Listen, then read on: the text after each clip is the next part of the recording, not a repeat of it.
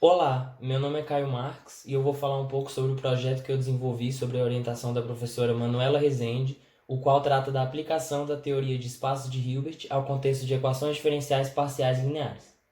Começando pela definição, um espaço de Hilbert é um espaço vetorial munido de um produto interno que é completo com relação à topologia induzida por esse produto interno. A partir do produto interno, é possível se definir outras funções em um espaço de Hilbert que introduzem nessa estrutura algumas noções geométricas, como a de posição relativa entre vetores, a de comprimento de vetores e a de distância entre vetores. Nesse sentido, a estrutura de espaço de Hilbert generaliza a dos espaços euclidianos. Outro aspecto importante de tal estrutura é a já mencionada completude desses espaços. A seguir serão comentados alguns resultados relacionados a estruturas com produto interno. Em um espaço métrico, é possível se definir o conceito de distância entre um elemento e um conjunto por meio dessa expressão. A partir dessa definição, mostra-se, para o caso de um subconjunto convexo e completo de um espaço pré-Hilbert, o seguinte teorema, o qual trata da existência e unicidade do chamado vetor minimizante.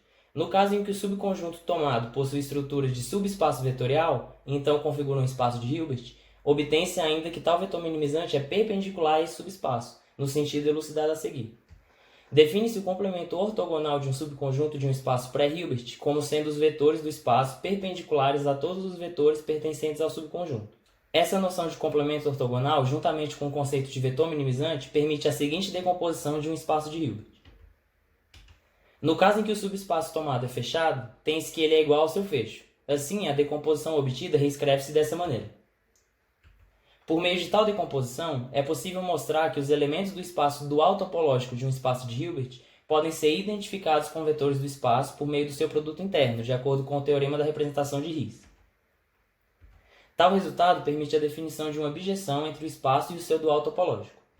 De maneira análoga, é possível associar formas sesquilineares limitadas definidas em um produto cartesiano de espaços de Hilbert a transformações lineares limitadas entre esses espaços, de acordo com esse resultado.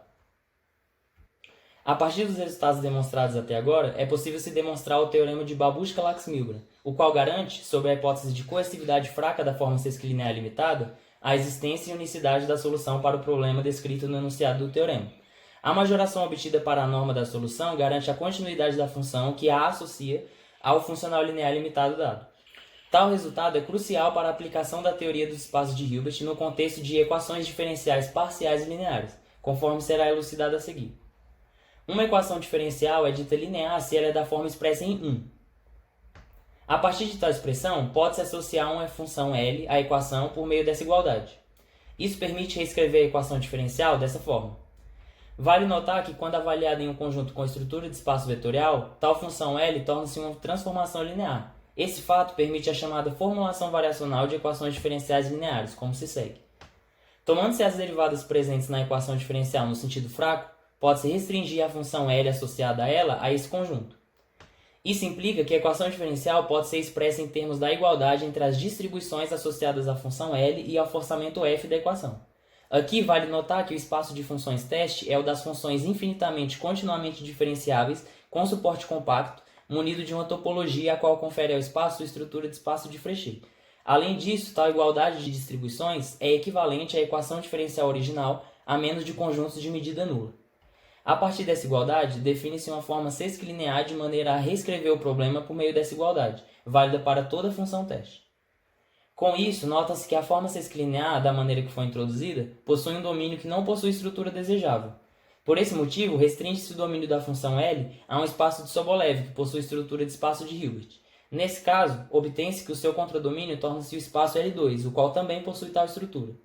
Feito isso, nota-se que o forçamento da equação diferencial se torna um elemento pertencente a L2, o que permite estender a definição das distribuições consideradas a todo o espaço por meio do seu produto interno. Dessa maneira, obtém-se uma forma sesquilinear definida em um domínio propício para a aplicação do teorema de Babushka-Laxmilgren mencionado anteriormente. Isso conclui a formulação variacional de equações diferenciais lineares.